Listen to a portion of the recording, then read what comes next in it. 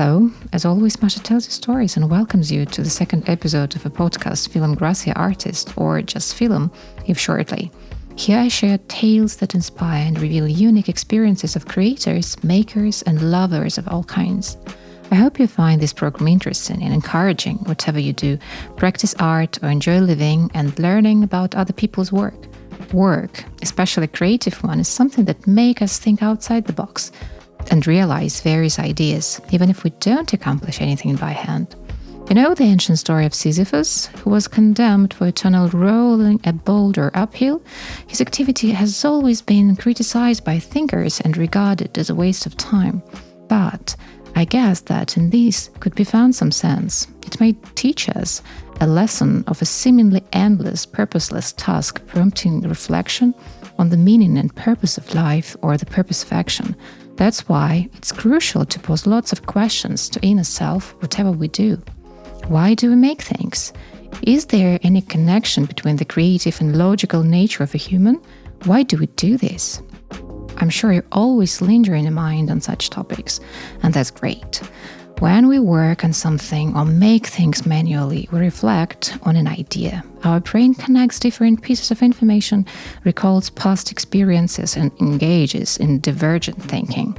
This process relies on key regions such as the prefrontal cortex, hippocampus, and parietal lobes, which work together to shape our thoughts. Wow! It might seem too complicated to digest, so I will try to do my best and say it simply. More than 10 years ago, when I worked on my postgraduate research on psycholinguistics, I investigated the process typical for a human mind while learning and creating. And unfortunately, I had to deal with an ultimate belief equal to a popular view at that time, that creativity is a product of the brain's right hemisphere. Innovative people are considered right-brain thinkers, while left-brain thinkers are thought to be analytical and logical. Now here is a spoiler. The truth is, logical thinking and creative thinking are intertwined more than we can imagine. A lot of creative thinkers are also very logical. Anyone who learned history at school can recall the magnificent creations of ancient Egyptians, or Da Vinci paintings and technical drawings, biotapestry or Mughal embroideries. They were carefully drawn, planned, and executed. If you're curious about science, the names of Darwin and Albert Einstein come up easily. Their works were novel and innovative, and they continue to inspire new scientists even today. There is a certain elegance in their marvelous pieces and an outstanding logic also. Logic also implies creative work, right?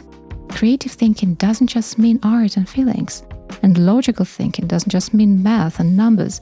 Both are about the beauty of solving puzzles. Solving any puzzle or even drawing a circle requires some amount of both creativity and logic.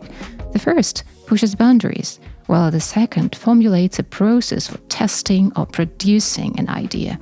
I investigated the process of foreign language acquisition and its mechanisms, comparing them to an action that occurs in the human mind while an individual is busy with anything creative, like painting or needlework. It was fascinating, and I realized that the results I got were quite contrary to the traditional overview and classical approaches from the first decades of the millennium. So a committee of experts did not allow my dissertation to be defended and sent it back for revision with a remark: it does not correspond to the generally accepted concept. I put up with it and quit, having no desire to fight with an old school setting and instead prioritize family nesting. But a while ago, I came across a series of research held by skeptical neuroscientists who have argued that there is no enough evidence to support this old school thought that I bumped into many years back, and that such complex abilities as human creativity and language acquisition must draw on vast areas of both hemispheres. While the brain hemispheres do have specialized functions, the brain functions as a whole, with both sides working together, and there is no evidence of one side being dominant in most people. In society, there are still some beliefs that the creative people are driven by the right hemisphere. They are emotional, intuitive, sometimes irrational, and all their non-logical behavior has nothing to do with rationalism. However, a situation changes when a person deals with an unfamiliar case. Creativity draws on well-learned left hemisphere routines, rules, and logic. Recordings of brain activity could reveal the point at which a performer is ready to realize some conscious control and rely on unconscious, just well-learned routines. But what about creativity and creative skills? How do they match with ordinary routines? If we commonly deal with such routines as couching a million French knots, couching yards of silver thread, or cutting Boolean wire precisely, are there any place for proper creative processes? While often seen as opposites, creativity and logic are interconnected and can be powerful allies, with logic providing a framework for analysis and creative work enabling innovative solutions. Logic provides a structured approach to problem solving, allowing us to break down issues and analyze them systematically. I feel that every time when I organize my embroidery tutorials, dividing a whole into small chunks and putting them into numerous lessons. To tell you the truth, it's sometimes very tricky, especially for a chaotic person like me, but I do my best to switch on logic mode. Same I do while stitching, documenting all the stages and taking pictures. I try to be logical, but sometimes I just get lost. Creativity in general helps us think outside the box, explore unconventional ideas, and generate novel solutions that might not be immediately obvious. The interplay of logic and creativity can lead to more effective action of problem solving and better outcomes. You may have a question, how is that realized in practice? Let me explain, please. If we observe logic from the angle of design, for example, it helps in understanding the constraints and requirements and following the algorithms to learn and practice the skill. Meanwhile, creativity allows for innovative solutions. When we don't come up with a stable color for embroidery floss, we dye it with ordinary watercolors or onion shells, tea or coffee, pine cones, and hibiscus. And can this work in art? Is it possible to find rationalism in art that is free and unpredictable?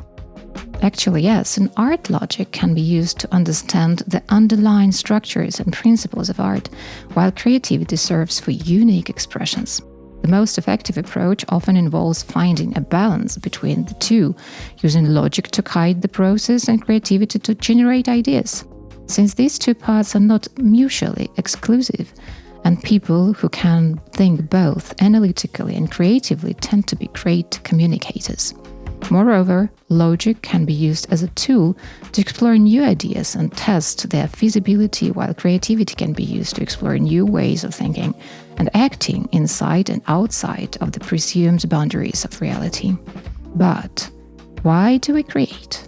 Have you ever thought of that? Actually, we make things for a multitude of reasons, including to fulfill needs, express creativity, contribute to society, and bring something new and meaningful into the world. Through making, we can put our own personal spin on tradition and transform ourselves and influence the way we think. The act of making can merge and reinforce our minds, emotions, values, and even self. The process of making can help us learn new skills and grow as individuals. Creation is just a wonderful action to observe and dive into. Recently, for example, I had a chance to visit a masterclass of jewelry work and wet enamel design.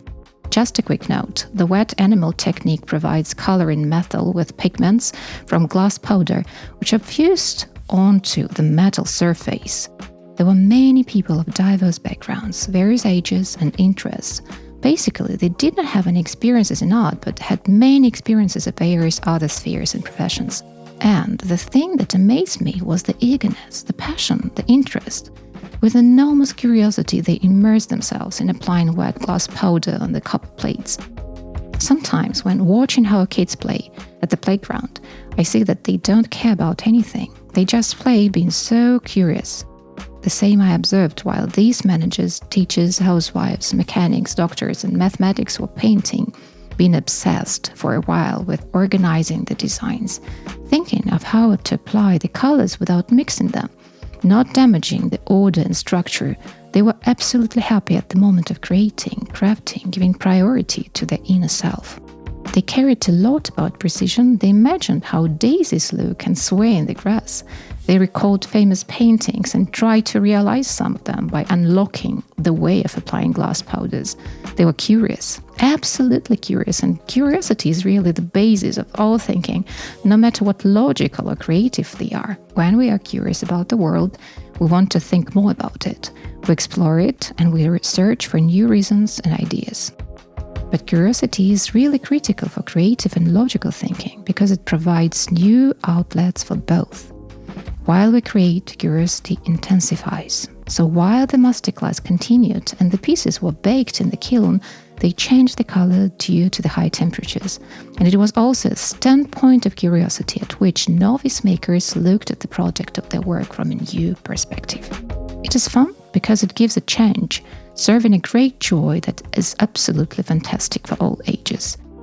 Right after, the participants started thinking of possible combinations of colors and shapes, relying on recently gained experience that allowed them to brainstorm and think of new ideas, encouraging analysis about the consequences and letting them focus on the process. It was a real-life lesson which reveals that assumptions about certain ways of thinking or certain personality types are most often wrong. All ways of thinking have value, and we all use a number of them all the time. When we leave these assumptions behind about how certain types of thinkers are or how we should think about a problem, we can really begin to see ourselves and our work in a new light. I noticed the same while working with textile and embroidery, which is widely understood as a purely artistic endeavor. However, it requires logical thinking and planning, executing, practicing, and problem-solving, from understanding stitch to sewing patterns to adapting designs and troubleshooting issues, even if they are not connected with material work but vulnerable periods of our lives. The act of embroidery, with its focus on the needle and thread, can help quiet the mind and reduce racing thoughts, promoting a state of mindfulness, self-identity, and a philosophy of life combining the work of both hemispheres, which is the perfect activity for long-term brain health. Specifically, the pressure on the left brain from the modern life eases when we engage the right brain through creative activities. This process helps us synchronize with our inner self, allowing for a deep focus and temporary escapes from worries. When we return to daily life, our concerns feel more manageable and less overwhelming, reducing overall stress. In today's culture, we have few opportunities to fully engage our right brain in a hands-on, tangible way like sewing does. This includes knitting, sewing, and embroidering, which are equally tactile and concrete. If you practice any other fiber arts, please continue. You are also in the team. Neuroscientists suggest that sewing provides meditative benefits and may also help reduce the risk of age-related disorders. Sewing welcomes us to practice, activating both hemispheres and allowing them to come into play, siphoning off the stress and anxiety and pressure caused by modern life, and giving us a rare and blissful chance to recharge our batteries and renew our mental state. So, the answer to the question, why do we do this, comes without saying. I believe that we make things because it is what we were made to do.